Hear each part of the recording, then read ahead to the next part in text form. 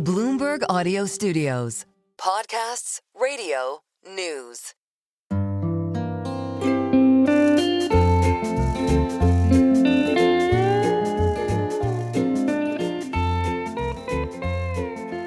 Hello, and welcome to another episode of the Odd Lots podcast. I'm Joe Weisenthal. And I'm Tracy Alloway. Tracy, we might get a socialist mayor here in New York City. Can I tell you something? Please. It's slightly weird. Last night, the night before we're recording this episode, I had a dream that I was in a shared Uber with Adrienne Adams, and she was the driver. So really? she's another mayoral candidate. Yeah. She was driving, and I told her we were going to interview this particular candidate. And This is amazing. I was asking her for good questions. This is an amazing dream. You're not making this up. No, my dreams are very literal. Wow. And everyone in the Uber was giving me ideas for questions and had opinions and stuff like that. But now I can't remember any of them. Oh, that's really disappointing. Anyway, you know, we don't really cover a lot of New York City politics. We don't cover a lot of politics in general. We hardly ever talk about New York City politics. Who really cares about New York and the broad audience? We don't like to be too navel-gazing. But, you know, this is a city with a lot of people who, needless to say, work in finance. Potentially, if there were major changes to tax rates here, et cetera, then that could have an impact on the industry that we cover a lot. There are a lot of economic stories that are sort of New York-centric, particularly relating to housing, that are very universal, et cetera. So it's not a crime to every once in a while do a New York City-focused episode. No, and this also relates directly to a previous Odd Lots episode we did, all about how New York gets its groceries. That's right. That's the connection. Let's jump right into it. I'm very excited to say we have a state assemblyman and candidate for the Democratic nomination for Mayor Zohran Mamdani coming on the show. Zohran, thank you so much for coming on. Thank you so much for having me. It's a pleasure. I mentioned you're a socialist. What specific strand of socialism are you, and are the other socialists revisionists and deviationists of various flavors? We need to know the exact category here. I will leave that to the internet. But I will tell you that I am a Democratic Socialist, yes, and I started to call myself that after Bernie Sanders' 2016 run for president, when I finally had a language to describe the way that I saw the world and the way that I believe the world should be, which is one where every person has the dignity they need to live a decent life. By the way, you know, now that I am a journalist at a mainstream news organization, I do not personally have political opinions, but I can say that wasn't always the case. And I went to high school in Vermont, and I was a volunteer on Bernie's 1996 House campaign. And there was a picture of me with Bernie. So I was a very early... You too. I was a Bernard brother. Before it became cool. Yes. You got in early. Yeah. All right. So how would you describe your platform? Is it the New York version of Sanders? It's heavily inspired by that same focus on income inequality and a recognition of the fact that 1 in 4 New Yorkers are currently living in poverty in what has now been described as the most expensive city in the country. And it is a platform at its core to make this city affordable and to use every tool at city government's disposal to do so. Because for too long, we've had politicians pretend that we are just bystanders to a suffocating cost of living crisis, when in fact we have two choices, whether to exacerbate it or put an end to it. And we've seen Eric Adams do the former. We're running to do the latter. What did Eric Adams do when you said he did the former? What did he do, in your view, to exacerbate it? You know, the first issue that you hear from most New Yorkers when it comes to cost of living is housing. And the mayor sets the rent increases for more than 2 million New Yorkers who live in rent-stabilized housing. And he came in as a self-described real estate. That's how he described himself coming into the office. And he's raised rents accordingly. He's raised them more than 9%. And this year, when the Rent Guidelines Board, which is entirely composed of his appointees, found that the landlords of those million or so units that have close to 2.5 million tenants had seen an increase in their revenues by 12%, he wanted to raise the rent once again to close to 8%. And that is one example. Another, I would say, is his relationship to Con Edison. Con Edison can only raise the rates of gas and electric with the permission of the state, and they do so through something called a rate case. The city of New York, under Eric Adams' administration, sided with Walmart in support of Con Edison's request to raise those rates by $65 a month on average. And I know that because I was also a part of that rate case, one of the few elected officials who signed in opposition to it. And I think that you can can see this again and again and again in the way that he has intervened in the major costs that are driving New Yorkers out of the city. So since you mentioned housing and the rent freeze, you support rent freeze, lower rents. What do you say to people who think that you need to incentivize landlords to maintain their buildings, to build new ones? There are also people out there who think that regulatory reform is the key to the supply problem in New York. Why rent freezes particularly versus, maybe loosening some of the regulations? I think that many of these things can actually be achieved in tandem. I am both a candidate who believes we need to freeze the rent for rent-stabilized tenants and one who believes that we need to end the requirement to build parking lots when we construct housing, who believes we need to increase density around mass transit hubs, that we need to upzone wealthier neighborhoods that have historically not contributed to affordable housing production, and we need to interrogate why Tokyo is building 10 homes for every 1,000 people, Jersey City is at 7, and New York is barely at 4. And some of that also has to do with what is often described as the mundane details of housing law, but can have massive impacts on whether or not it's affordable or expensive to construct that housing, be it single staircase versus dual staircase, or the regulations that have effectively made it illegal to build SROs in this city, and the need for us to have a true diversity of housing stock. And I think the reason for the focus on a rent freeze is that that is the clearest and most direct way that you start your housing platform as the mayor of this city, given your appointing of all 9 members of that rent guidelines board. But it cannot be the extent of it, because a city of 8.48 million people deserves a mayor with a housing platform for 8.48 million people, not just the close to 2.5 million that live in those units. And the other point I would make is that I have served in Albany. I'm now in my 3rd term, and I've seen in Albany, while I have opposed it, we have passed legislation that allowed landlords to double the amount of money they can receive for IAIs, which are otherwise known as individual apartment improvements. So to your concern around incentivizing repairs and things of that nature, landlords have already just won the right to double the amount of money they can receive for those improvements. And I was in opposition to that doubling because of the immense amount of fraud that we've seen in that kind of program, where expenses are not actually what they are represented to be. And the final thing I would say is, the rent guidelines had that findings of the 12% increase in revenue for those landlords. If there are landlords for whom that picture is not an accurate representation, there is a program where they can apply a hardship program for relief when they show that their income from rents is not matching up to their costs at a ratio that is allowing them to continue to operate that building. And that is a program that I will intend to continue to support, because I believe it is important to ensure that we can keep all of these buildings in operation. I've heard that about Jersey City, that they've actually done a fairly good job of expanding housing supply. What is the role in your vision for more affordable housing for the private developers and the for-profit developers and so forth? And, in your view, how can we actually move the dial in terms of housing production and we'll get into some of the stuff I want to talk about the public housing too, or quote, affordable housing. But for the private landlords, what can actually, in your view, move the dial on that? I think some of it has to do with the regulations I was speaking of, the fact that we continue to have this requirement to build parking when you build housing. That's not a requirement we should have any longer. The need for us to take advantage of our unique place in this country, and that we have mass transit hubs across this city, and that should be a site of more housing density. And the fact that housing production has not been evenly distributed across this city, especially in wealthier neighborhoods.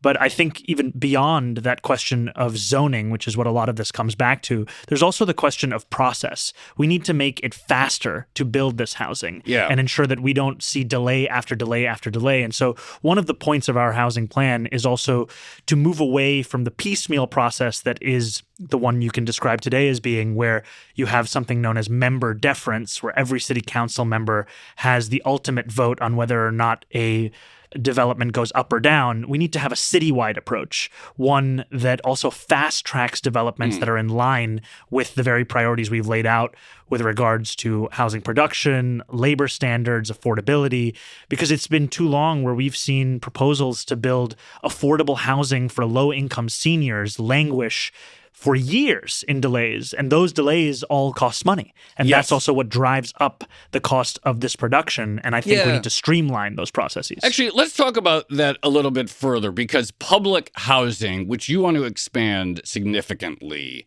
is very costly to build.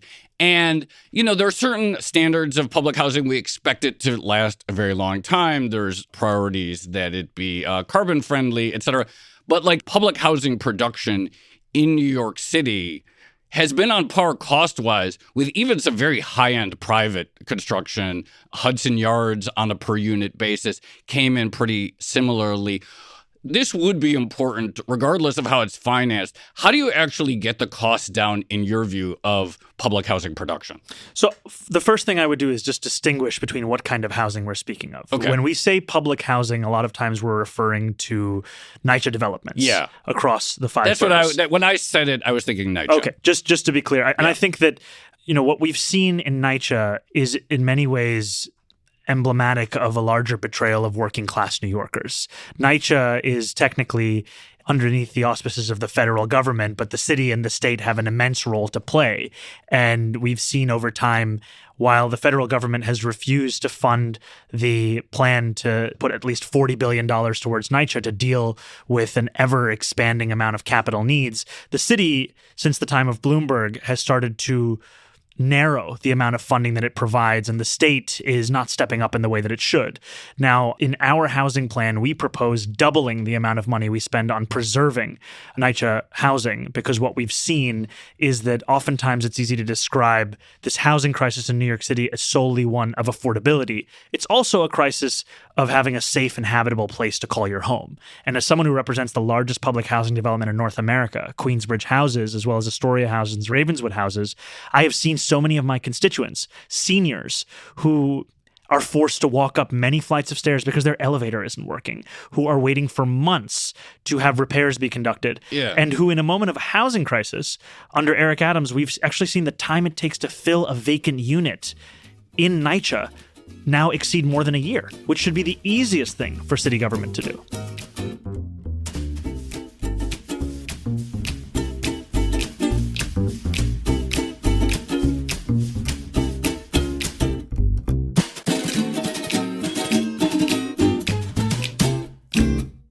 Talk about another plank of your platform that is of particular interest to us, and that is groceries, of course. Amazing. So a while ago, Joe and I recorded an episode on how New York actually gets its produce, and we learned about the importance of the Hunt's distribution terminal and all of that.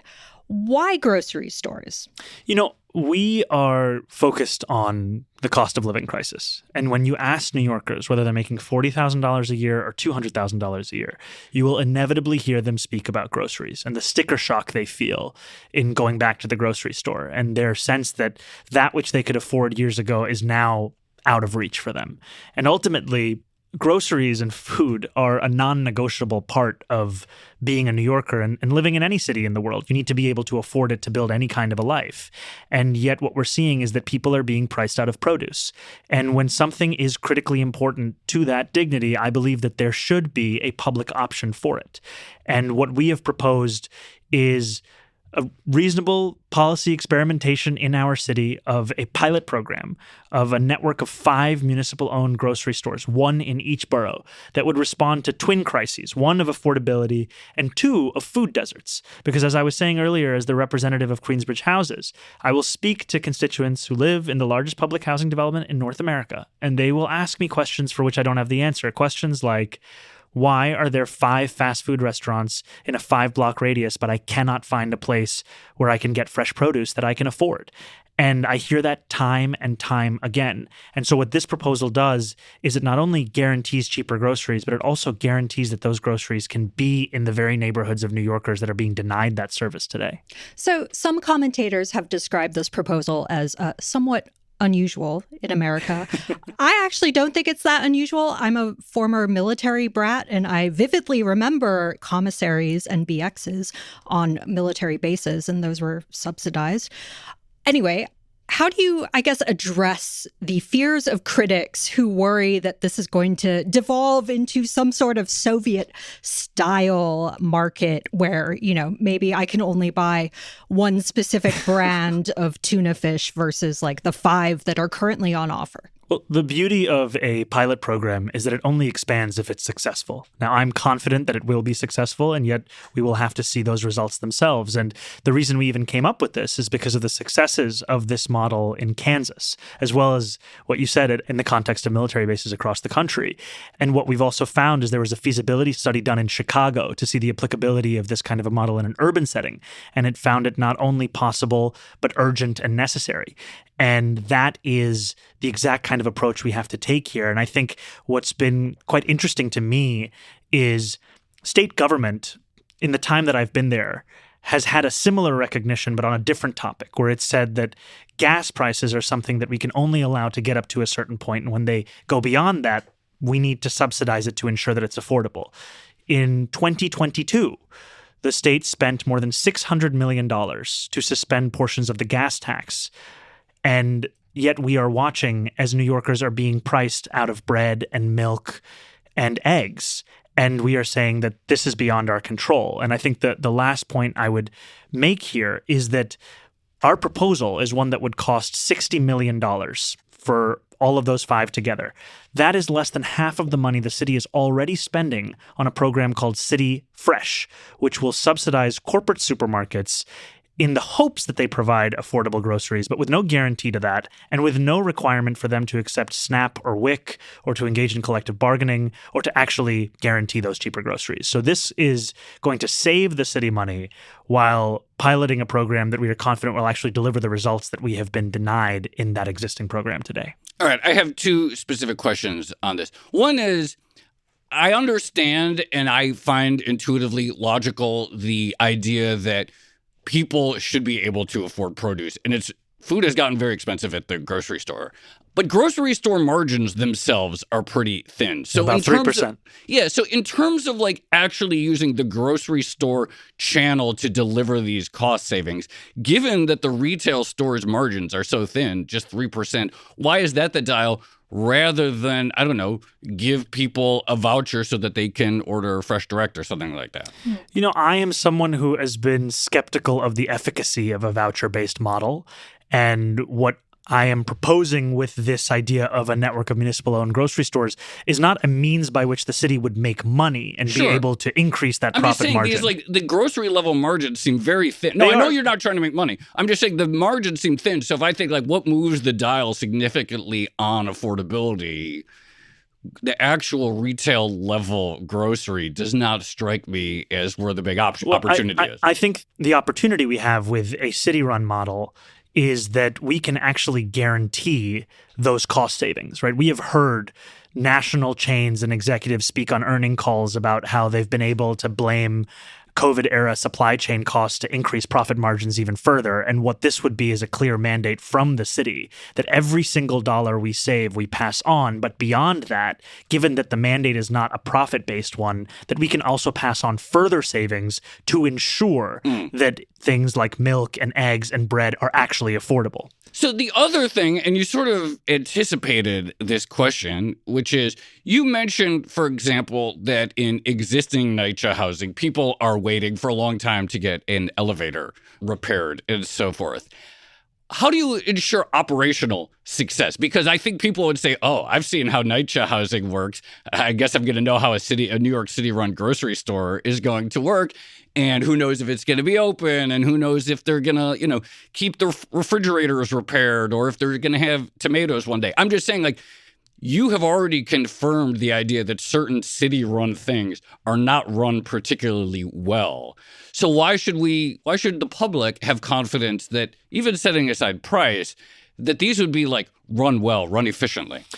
I have to earn the public's trust, and I will do that every single day as the mayor of this city. And if you believe in public goods and public service as I do, it behooves you to believe in just as much in public excellence. And the first charges that you must have is to tackle that which has not displayed that excellence. I think NYCHA is an example of that. I also think one of the reasons why I focused so much on the MTA in my time in the state assembly has been because that's another example of that, where we have a world-class city and we do not have world-class public transit. I love our public transit. I love our trains, our buses. I love riding a city bike. And yet I know that the way in which we are running it could be so much better.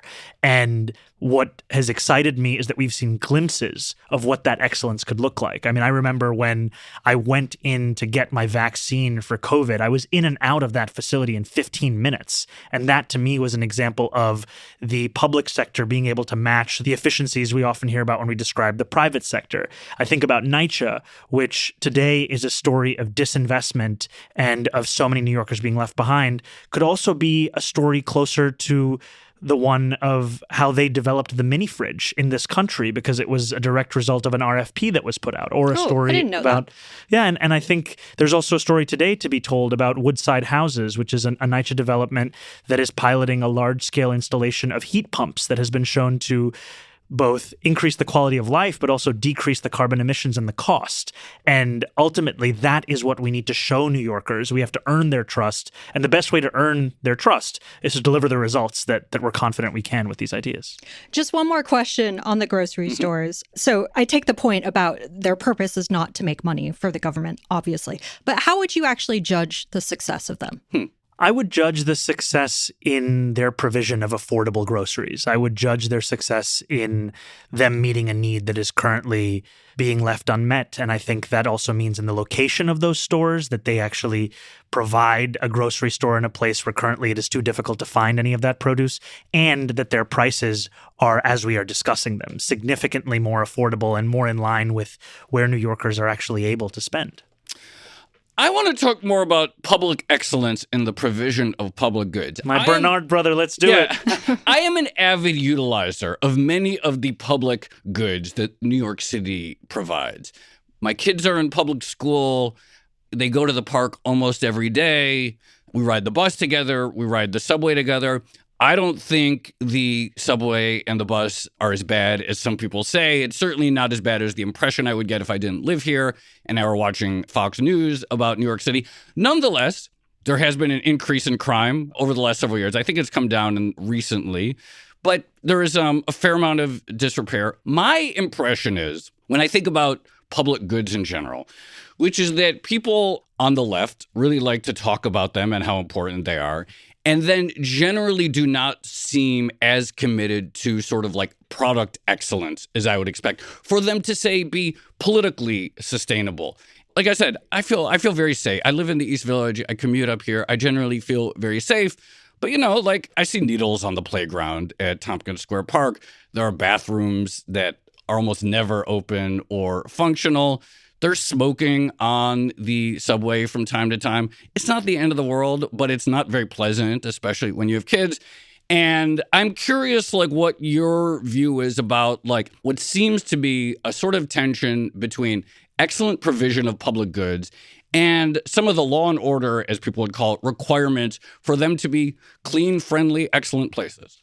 I think we on the left have to make it clear that quality of life is of immense concern to us, because when we are fighting for public goods, for public service, for public excellence, at the core of it is that belief that everyone should have an excellent quality of life. And yet what has happened in the last few years is that this term has almost been made to be understood as if it is solely a conservative concern, when in fact this is at the heart of what we're fighting for. It feels to me like, to be honest, that the left has conceded that. Well, that actually part of the reason it's become a sort of conservative coded term is because I perceive, and tell me if I'm wrong, it's fine, but I perceive a certain discomfort about some of the hard choices or some of the, more, maybe carceral is the right word, law and order, whatever, that would contribute to making some of these public goods safer and cleaner. Well, I think what we have to make clear is that those are not the only choices on offer, and yet we do have to still respond to that same crisis. And so often, as you were describing, living in New York City, you have a different understanding than if you were to view it through the prism of social media or TV. And yet we can say two things at once, which is that there is an immense amount of fear-mongering and that we still have to deliver world-class goods, which we are far from doing today. And I say that as someone who loves our subway system and who knows that when you ask New Yorkers where they feel least safe in the city, you oftentimes hear those same words. It's the subway system. And that's why at the heart of our campaign is a proposal to deliver that same public safety that New Yorkers have been denied under Eric Adams, a mayor who ran in 2021 telling those same New Yorkers they need not choose between safety and justice. He's shown himself unable to deliver the former, uninterested in delivering the latter. And what we've said is that we will create a Department of Community Safety, the DCS, which understands that police have a critical role to play in public safety, and we are currently relying on them to respond to almost every single failure of the social safety net, asking them to do the work of social workers and mental health professionals, a reliance that has made it nearly impossible for them to actually do their jobs. And we can see that in their inability to raise their clearance rates of the major 7 categories of crime. And so what our DCS will do is tackle 5 key issues: homelessness, mental health crisis, gun violence, hate crimes, and victim services. And we'll learn from the evidence-proven models that have been successful elsewhere in the country in responding to these very issues and doing so in a manner that provides public safety and frees up the police.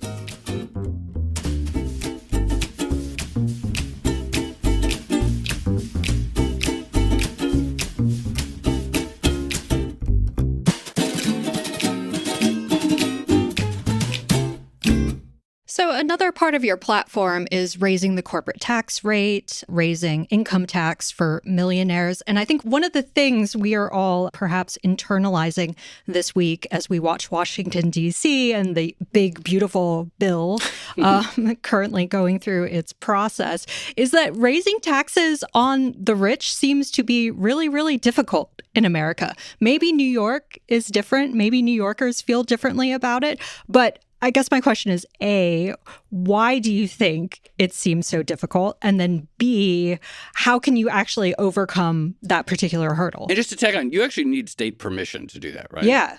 You do. You need to work with the state, and ultimately, the city is a creature of the state. And any agenda you have as a mayor that seeks to match the scale of the crisis New Yorkers are living through will require Albany. When we wanted to create universal pre-K, we required Albany. When we wanted congestion pricing, we required Albany. And I think again and again and again, you will look at any of the most ambitious parts of any candidate's plans, and it will require Albany. When I came into office in 2021, one of the first battles that I helped to lead was to raise taxes on the most profitable corporations and the wealthiest New Yorkers so that we could fully fund our public schools. And we eventually did so over the objections of then Governor Cuomo, raising about $4 billion. And that allowed us to fulfill the legal requirement of the Campaign for Fiscal Equity, a landmark case with regards to fully funding public schools. And I think it's difficult in Washington, and it's difficult for a number of politicians to raise taxes on the rich when those politicians are also funded by the rich, because ultimately that clash between the interests of their donors and the interests of their constituents is one that they will oftentimes pick their donors. And we've seen that with Andrew Cuomo. He speaks a big game about fighting for working people, but he is funded by the same billionaires that fund Donald Trump. We've just seen, Bill Ackman give his super PAC $250,000. And we continue to see that even with him receiving $1 million donation from DoorDash, looking to very clearly purchase influence around labor and street safety regulations. And I think there is a real possibility of doing so, not only because it's one of the most popular things when you poll it amongst New Yorkers and amongst Americans, but because it's needed to pay for an agenda that will transform the quality of life, not only for working class New Yorkers, not only for middle class New Yorkers, but even for the wealthy. You hear this concern about the degradation of city services, and our proposal is one that meets the earlier conversation we were having about the necessity for a public good to be so excellent that even the wealthy use it, and delivers that with regards to buses, with regards to childcare, and with so many of the city services that will keep this city running. If you're unable to raise the tax rate for whatever reason, how much of your policy proposal is not viable any longer? And how do you actually prioritize the different things that you are proposing? So I'm confident in our ability to raise it because I've seen in every year that I've been in Albany since 2021 that the legislature has, in its own budget proposals, proposed those increases on income taxes for the wealthiest New Yorkers and on raising the top corporate tax rate. And just for one moment, if I can explain what those proposals are. Our proposal is to raise the top state corporate tax rate to match that of the radical socialist utopia of New Jersey. It's 7.25% here in New York to match theirs of 11.5%. That's a tax that applies to the topmost level of profitable corporations. We're talking about their profits, millions of dollars, and it would raise $5 billion just in doing so. The second part of the tax plan, which would raise $4 billion, would be to increase New York City's income tax rate on the top 1% of income earners. We're talking about people who make $1 million or more a year by a flat 2% increase. So a $20,000 increase, which is what I would argue a rounding error when you're looking at it within that larger context. Those two things together raise $9 billion, and then we raise an additional $1 billion through good government reforms, whether we're talking about procurement or hiring fiscal auditors or actually collecting the fines and fees that New York City is owed. So that's our fiscal policy of how we raise $10 billion. Now, you always have to prepare for every eventuality. The city also has about $3 billion in its rainy day fund and its reserves combined. It also, in times of economic growth, as we've generally seen in the last few years, sees its budget increase by $2 to $3 billion. So there are a lot of different opportunities. And the final thing I will say is we have a city budget of $115 billion. I am not confident that Eric Adams has been spending every one of those dollars in the most productive way. And one of the first things that I will do when I get into City Hall— Doge. But no, I mean, to be honest with you, it is a regret of mine that we have allowed someone like Elon Musk to use the language of fraud and inefficiency and waste for his own ends of personal benefit, when really, if we care about public goods and public service, we should be ensuring that it is the most efficient spending of those dollars. And I think when we look, especially at the way in which we've hollowed out public capacity to instead replace it with private consultants, there's an immense amount of money to be saved, especially if we're looking specifically at the DOE and how much of our reliance on curricula procurement has to do more with who we've already been procuring with and not having any standardized approach, when it should also be a universal approach across the department that ensures we both save money and deliver excellence. I want to ask another politics question. I generally like to talk policy, but I think this is actually an important dimension. After the recent general election, 2024, and it was clear that Democrats performed worse than they historically have among non-white voters all around the country. There's this big debate about why. And the left says, oh, the centrists, you failed to talk to the working class. And the centrists is like, no, it's because you made us talk about pronouns and that repelled people, et cetera. I'm actually not that interested in that question right now. I'm interested that intra-left candidates actually have not done particularly well, mentioned Bernie, among poorer voters, among non-white voters, among polling. I'm not going to ask you about your own polling per se, but I saw a poll that said you were polling at 8% among black voters, with Andrew Cuomo having done a lot better. It seems like left politics in this country, it appeals to educated white people, many of them who probably work in newsrooms. I haven't polled the Bloomberg newsroom, but, stuff like that. Why do you think that is? Why have general left candidates, whether it's the primary level, et cetera, or even just looking at, New York City mayoral polling, not had more progress among what is arguably the core base of the Democratic Party? I think these polls that we're speaking about right now with regards to New York City continue to be polls that are more reflective of name recognition than they are of support. And what I mean by that is Andrew Cuomo is a former governor who is the son of a former governor. And when I speak to many New Yorkers who support him, I almost always hear the word Mario in their answer. And what I'm proud of is that we are the only campaign other than Cuomo to have broken double digits with every single ethnic group across the city. But, even on, say, unionization, there's a lot of excitement among unionization of grad students, for example. But, that's not what we think of as the sort of industrial beating heart of the labor movement, et cetera. It does seem to be a phenomenon that sort of more left culture or sort of left economic policies have taken hold more among educated whites.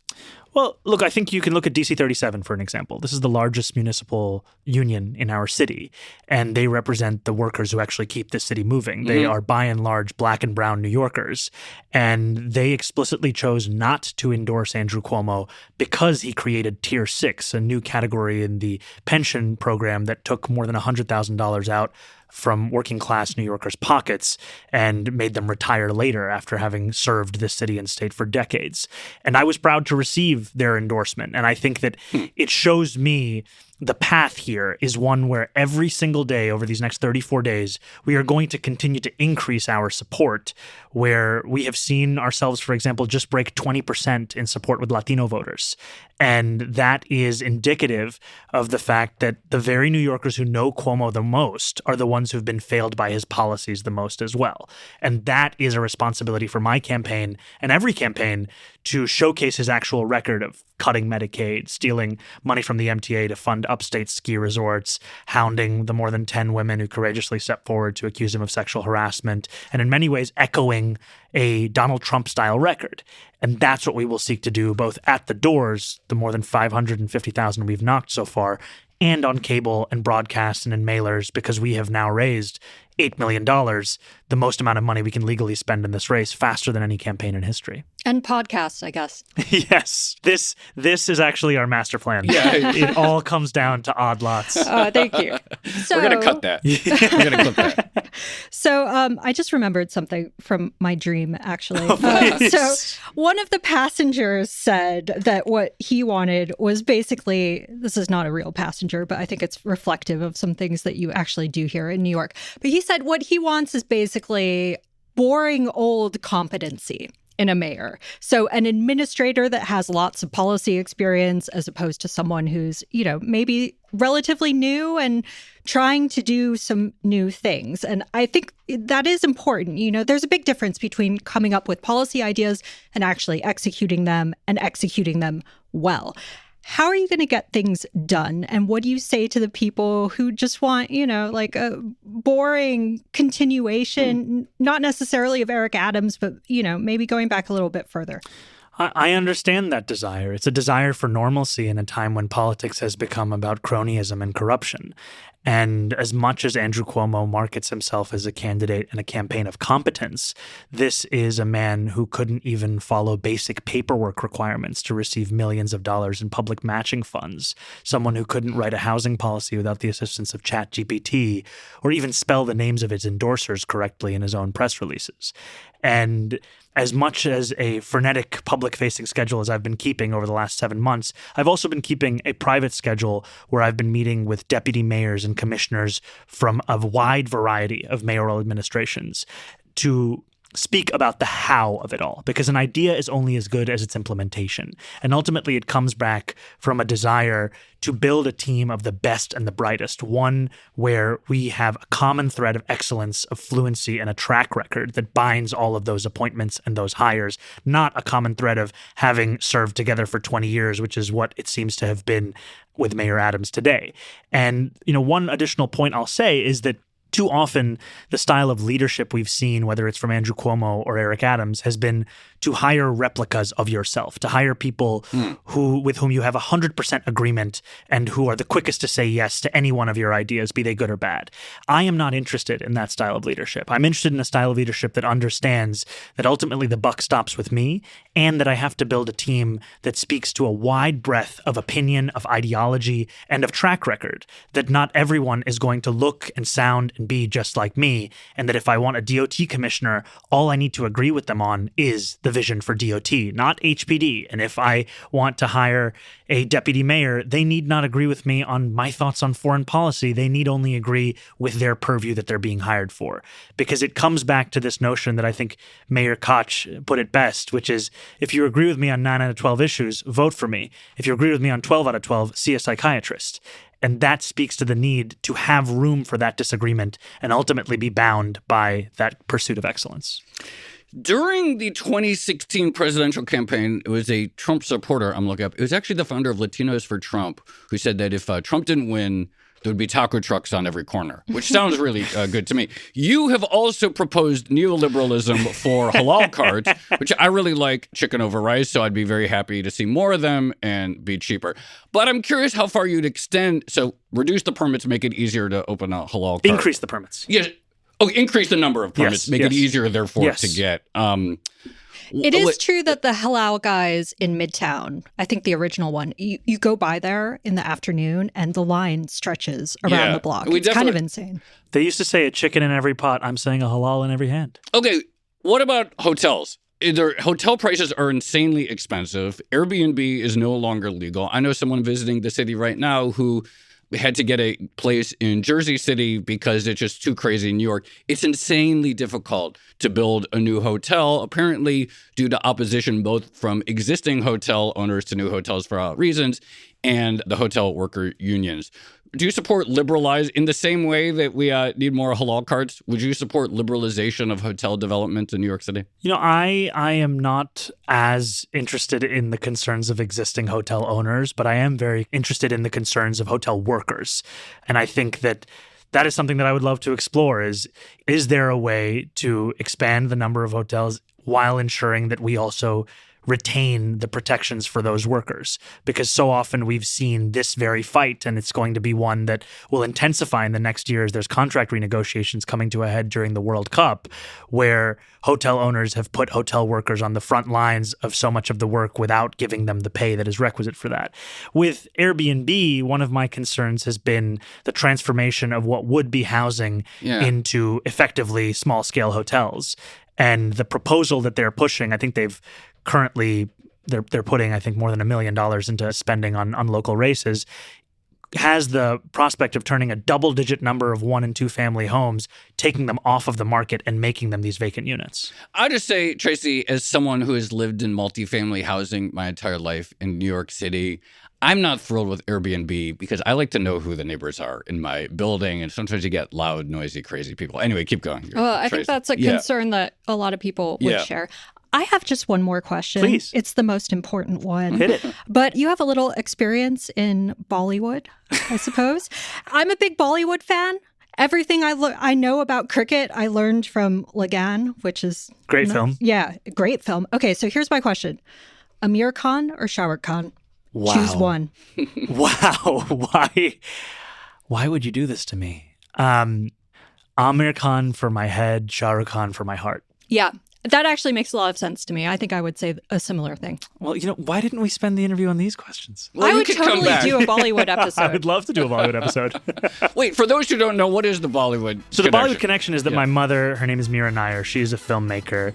She is an Indian filmmaker who's made a number of films, my favorite of which is Mississippi Masala. And it's not I actually haven't seen that one. I saw Monsoon Wedding, and that was great. Great film. Great film. You have to see Mississippi Masala because it's also the reason that I'm alive. She met my father while researching for that film. Zohran Mamdani, thank you so much for coming on Odd Lots. Thrilled that we could make it happen. Thank you so much. It's a pleasure to be here.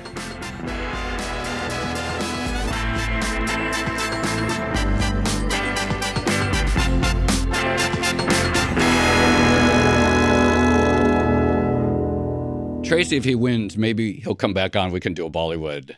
Well, we'd have a lot of other stuff to talk about, but no, I would Bollywood. definitely. I don't know much about it. I loved Lagan, so we should talk more about that sometime. I really love Bollywood movies. I need to catch Mississippi Masala, I guess. Yeah, it's his mom's. Yeah, yeah. That was obviously a very interesting conversation.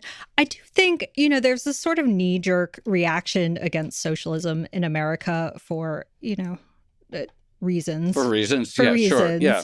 But, examples of some of the stuff do exist. And I think the BXs and the military commissaries are a really good example of, we do have subsidized groceries that exist in America. And why not have them in New York? I think a really key thing, which is there's this bad cycle with the public provision of goods in the U.S., which is just that people look at them and don't think they're particularly well run. And then it's like, and now you want to have more. And so it's like, like I said, I love the New York City subway. I take it every day. Would I want a grocery store that sort of resembles the New York City subway? Probably not. I'm not saying it would, but I'm saying this is my experience interfacing with New York City public goods. Would I want a grocery store that resembles the bathrooms at Tompkins Square Park or has similar? No, not at all. I mean, I just feel like it's fine. I love living in New York City. I think these public provisions are great. And some of them are absolutely incredible, like the libraries. But by and large, I think that the tenders of public goods for various reasons, have not done a great job of like, no, these are actually really good services. That's fair. And obviously the government's core competency is probably not running grocery stores, right? Like they would have to learn. I wouldn't think so. Yeah, I wouldn't They think would have so. to learn a lot in order to get up to speed. But my point is, the commissaries at military bases, they're pretty good. Like you can buy everything and service is great. They still bag your groceries, at least the last time I was there. So examples do exist. All I'm saying is it's possible. For sure. The other thing, and obviously we only had so much time, is I'm really interested further in this tension between deregulation is good when it's small things like a halal cart, or Zohran recently did an ad, which we didn't get around to talking about how there should be, make it easier for bodega owners and, less regulations for them, which sounds great. I like all of my, the 3 local bodegas within a 45-second walk from my apartment. It's great. But why do those sort of basic principles of sort of liberalizing the rules around X not then apply to some of the bigger things, such as hotels, which are insanely expensive in New York, or other areas like real estate, et cetera? He did mention allowing more single-family stairs, so all the single-family stair nerds on Twitter will, I'm sure, be very excited about that. Also, which we talked about on episode once. Yeah. Oh, yeah, we did. Yeah. All right. So this is actually a core Odd Lots episode. It is episode. a core Odd Lots episode. Okay. Shall we leave it there? Let's leave it there. This has been another episode of the Odd Lots podcast. I'm Tracy Alloway. You can follow me at Tracy Alloway. And I'm Joe Weisenthal. You can follow me at The Stalwart. Follow our guest, Zohran Mamdani. He's at Zohran K. Mamdani. Follow our producers, Carmen Rodriguez at Carmen Armin, Dashiell Bennett at Dashbot, and Cale Brooks at Cale Brooks. For more Odd Lots content, go to Bloomberg.com/oddlots, where we have a daily newsletter and all of our episodes.